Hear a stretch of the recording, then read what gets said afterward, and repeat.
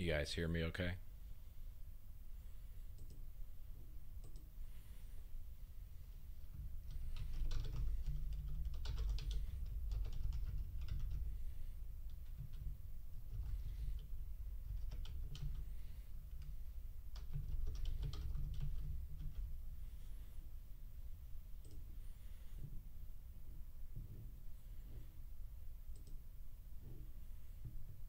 Okay. So you guys can hear me okay.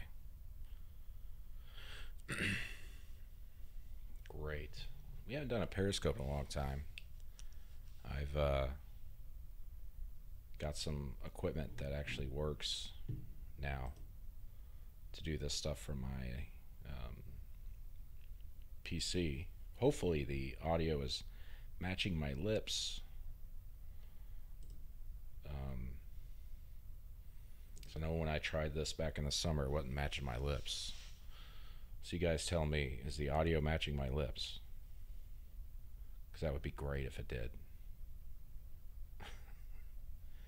Um, so, yeah, if any of you guys want to talk Auburn sports, let's talk. You got questions? We haven't done a late night session in a while. I need to get back to doing this. We just did a podcast, recorded a podcast. I'm about to upload that with Michael Neislick at auburnundercover.com. Says my audio matches the beard. The audio is a millisecond ahead of the video. Yeah. Oh well. Maybe I'll get it figured out. I'm trying to use a new app called Restream. I don't know if you guys have ever heard of it. It streams it out. Like this is on my YouTube page right now as well. And also simulcasting on Periscope. And the Periscope setting says the audio is too wonky and so is the video. So, because I'm recording this off my computer instead of my cell phone like usual. But whatever. It happens. Anyway, I'll get to some of your questions now since it seems to be working at the very least. So just try to work out some kinks for something I'd like to try and start doing called Auburn After Dark. Sounds like something you see on Cinemax, but it's not. Trust me. Aaron wants to know about Bryce Brown. If there's an update. I think he's going to play Wednesday, and I think he's going to start against Kentucky. I think his shoulder is hurting still a little bit, but it's much better than it was Saturday. He was apparently, he was at Georgia for the game Saturday, but at shoot around he was getting some shots up, but was kind of grimacing a little bit, I was told, and apparently he's doing better. He's putting up shots at practice. He was doing no contact during practice Monday, but if he can go full bore ahead and show he can not take a step back necessarily on defense, sounds like he's going to start and play against Kentucky. They need him against Kentucky. Kentucky's going to be very tough. I'd liken it to the Texas A&M game last week. So, Corey wants to know about the odds Austin Wiley ever plays for Auburn again. I think it's just up to him whether he goes to the NBA or not. That's all it's going to come down to now. It's already been ruled, and the appeal was denied that he's not going to be eligible till next season. So he's going to enter his name in the NBA draft, see what happens, and then he can withdraw it, of course, if it doesn't work out, doesn't quite get the feedback he wants. But at this point, I think that's just all it's going to depend on. D'Angelo Purefoy is still a little muddy as far as what's going to happen with him going forward this season and beyond, to be honest. What's more likely, asked Dexter, Auburn basketball making the Final Four or Auburn football making the playoff? Man, it's a good question.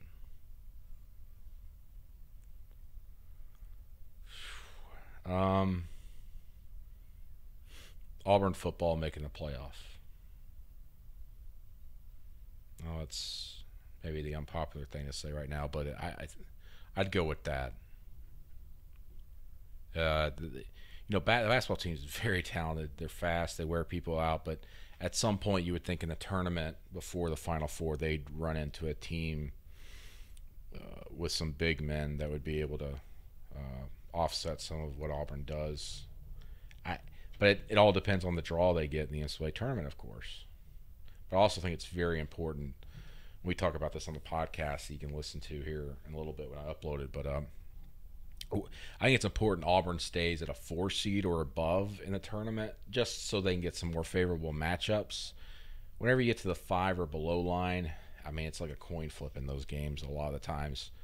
And especially with the way Auburn's built, every team is in the NCAA tournament other than maybe about 4 of them are very good. And, you know, if you look at the RPI and the wins Auburn's had, you know, they've got a great record, but the one knock against them that people, and probably deservedly so, but I still think Auburn's a great team, is that their quote-unquote best wins are against Tennessee, which is number 11 according to KenPom, and at Mizzou, which is I think in the 20s or near the 30s according to KenPom. Both those games on the road, they could have had another good win against Texas A&M, which is top 30. But of course they lost Bryce and had to play back from 17 points down. That made things more difficult. But they've got a chance here to really help themselves and possibly be a number 1 seed. I know that might sound crazy, but they could be a number 1 seed if they win out in the regular season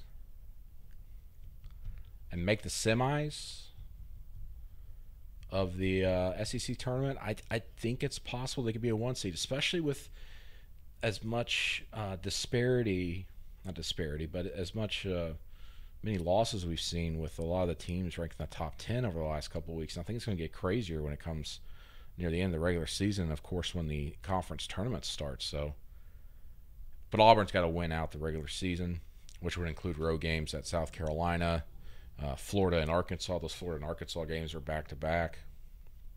But if Auburn wants to win the SEC regular title, which they do, of course, and they've been on top since the beginning of the year, I think they've got to go 4-2 in the SEC in these last 6 games to win it. I think, yeah, that's what I think. Could Wiley be ruled ineligible for next year too?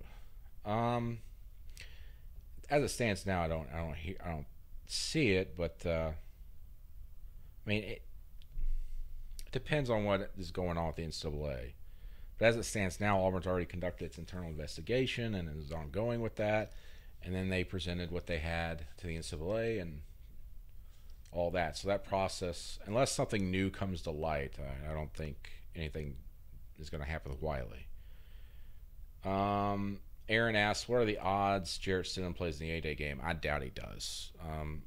You know, at first it was he'll be available for spring. Now he won't be available at the beginning of spring. I think they'll just err on the side of caution there, and I'm sure he'll practice some. I just don't think he's going to scrimmage. I don't think he'll be at the A-Day scrimmage throwing the ball,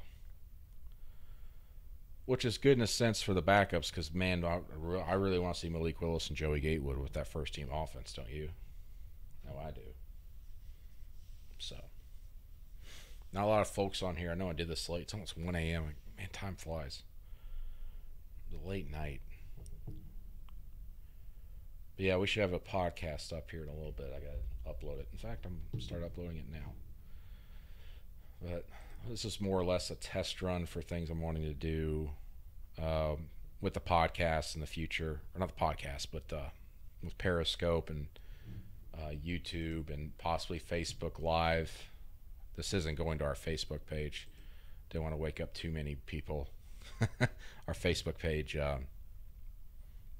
has 215,000 likes on that, so I don't want people getting alerts going, what the heck is a fat bearded bald man in the dark doing on my phone? But hey, I'll answer any questions you guys might have before I step off here. Like I said, this was a test run more or less. I'm trying to work out my soundboard here and camera and gear and all that.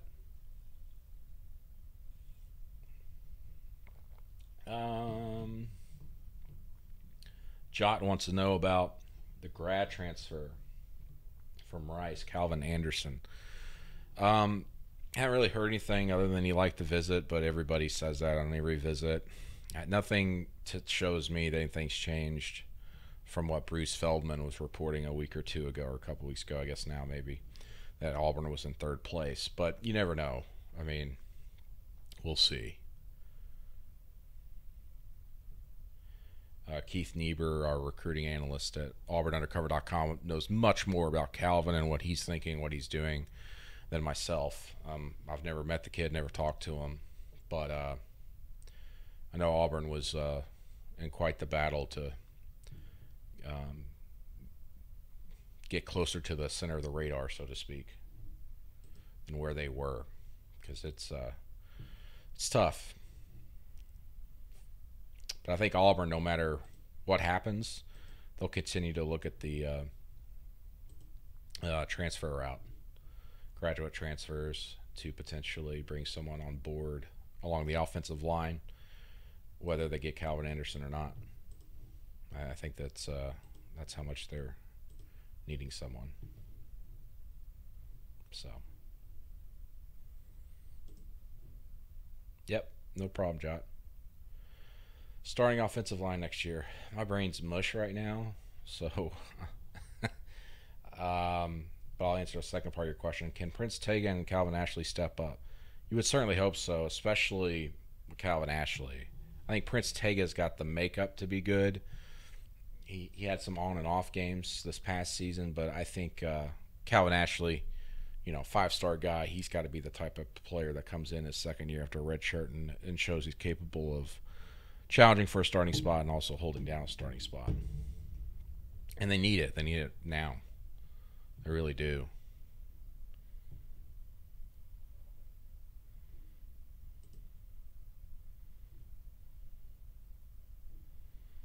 They need to get some people to step up.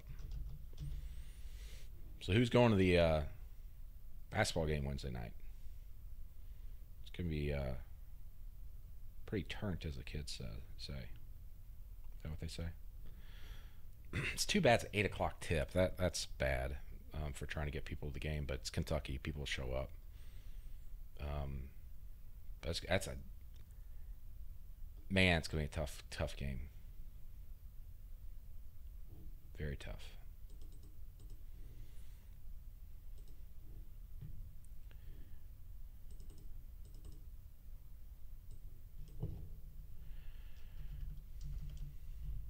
Very, very tough.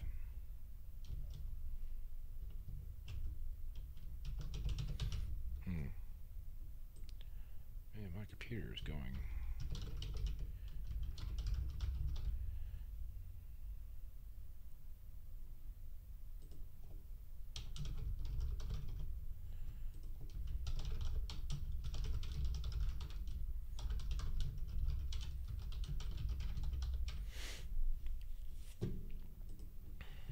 My YouTube page is still sticking with the live title from like this summer, talking Auburn football on the eve of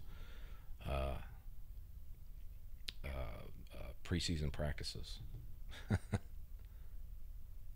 a long time ago.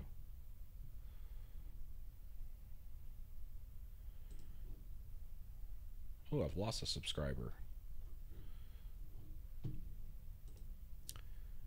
Okay. Who gets the majority of the carries at running back this fall, says Albright? Oh, man. I don't know. I've always been like a fan of Malik Miller, but it appears the coaches aren't. If I had to guess, it'd be Cam Martin at this point.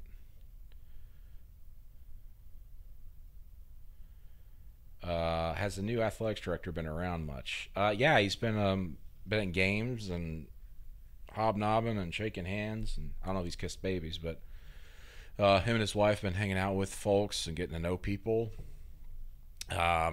He's not really speaking yet to the media or really, making any big decisions. I think he's just kind of, as he said, he's going on his listening tour, listening to what people have to say and starting to make decisions after that. I think I said this on our podcast last week that I think it'll be, probably a couple months before you start seeing any, big moves or decisions being made by him inside the athletics department. Early score prediction for the basketball game.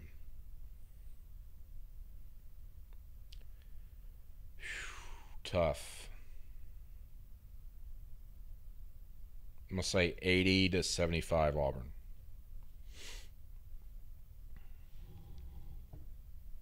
Bryce Brown's got to get back to his old self and hit, 3 or 4 threes. And McLemore's got to help inside. He's just got to help inside. Auburn's obviously doesn't have the size, but they could outrun Kentucky. And I think that's a team that, if you get them down and the crowd's going, those freshmen haven't been handling that very well. But I say that, I'm basing that off the A&M game, but they still came back within 10 when they were down like 22 or 21. And then, of course, at West Virginia, they were down double digits on the road in the second half a couple weeks ago. And they came back and won that. So I think if you're Auburn, you'd rather be up double digits than down double digits, having to fight back like they have been, in a lot of games this year for Auburn. They've been down double digits a lot and had to come back and done so incredibly well. So, but Auburn will be favored in the game. They should be. They're number 1 in the SEC for a reason. Only 2 teams been able to beat them.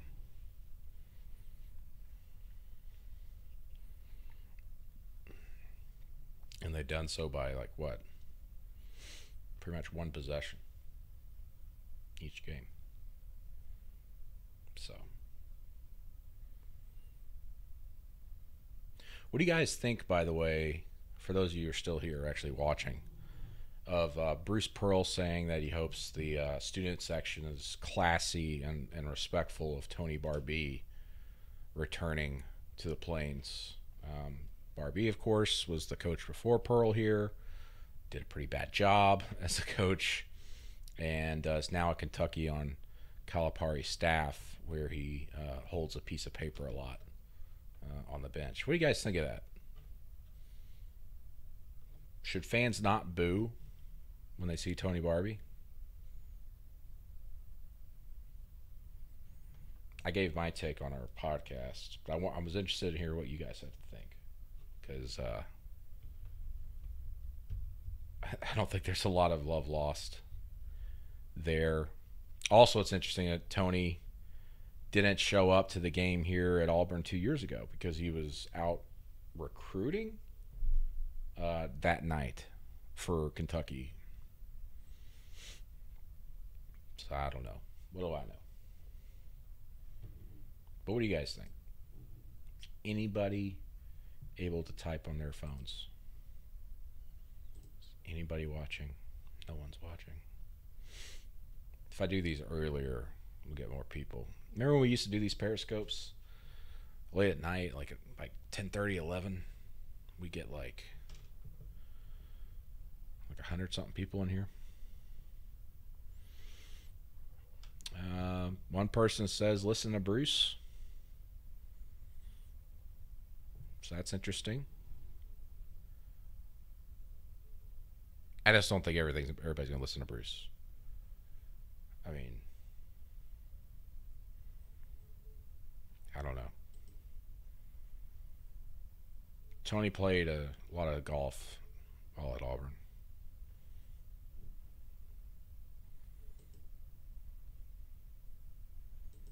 A lot of golf.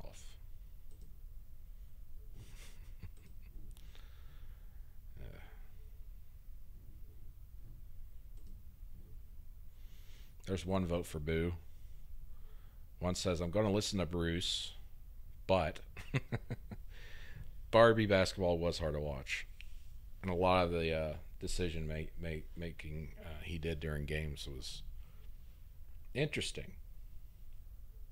Very interesting. He spent a lot of money, too. Auburn had a recruiting budget that was like top 15 in the country. I believe he flew to Australia once for a recruit. didn't amount to much for Auburn. So, you know,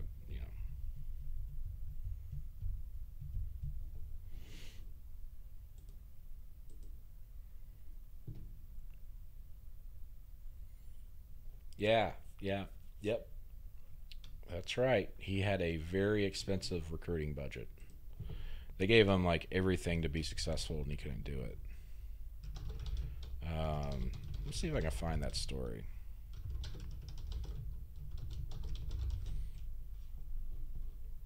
Oh, I'm sorry. It wasn't top 15. It was top 5 nationally. Yeah, I remember writing this article. March 17th, 2015. Auburn's recruiting budget ranked 4th nationally between 2008 and 2013. They averaged $325,907 on recruiting trips during that time. Auburn's recruiting budget was as high as $465,000 in 2012-13, and Barbie's second to last season. That was higher than Kentucky's average, by the way. Yes, and he visited, remember Jack Purchase? He visited Australia to recruit a guard.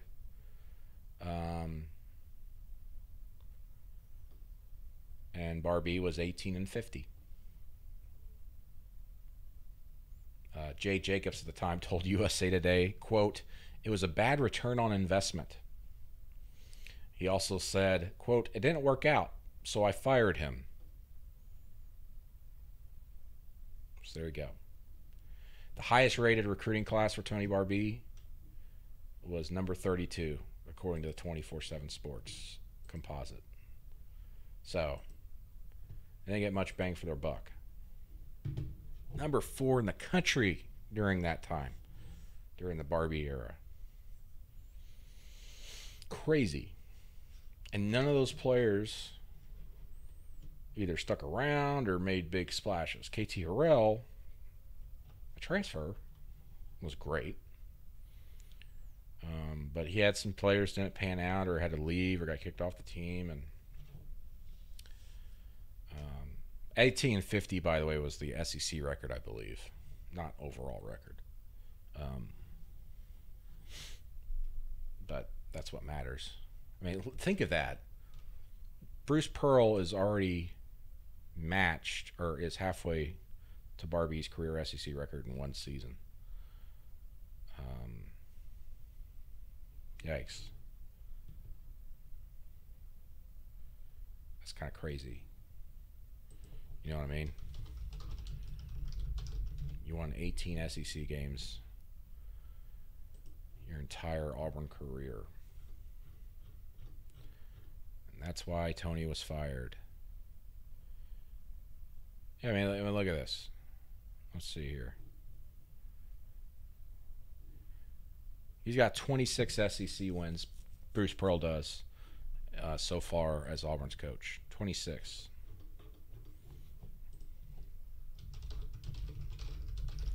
SEC wins.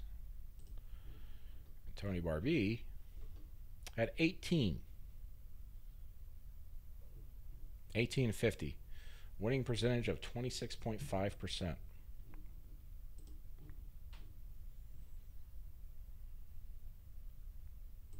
Quite the change. Quite the change. Okay. One or two more questions and I'm a jet. We'll try and do this again earlier in the evening some point. Not at 1 a.m. A lot of people are asleep. Do I think Tony Barbie will ever be a head coach again? Yeah, probably at a small school. I don't know. Interestingly, I mean, Coach Cal's assistants don't really pan out very well as head coaches for whatever reason. I don't think so, Jot. I mean, unless he goes to a small school and just, makes a magical run to Elite Eight or something like that somewhere, I don't think he'll get a head coaching job at a big school again. You know what I mean?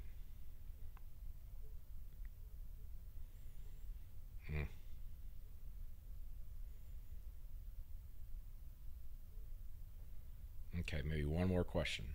I'm a jet. I know I keep saying that, at this time.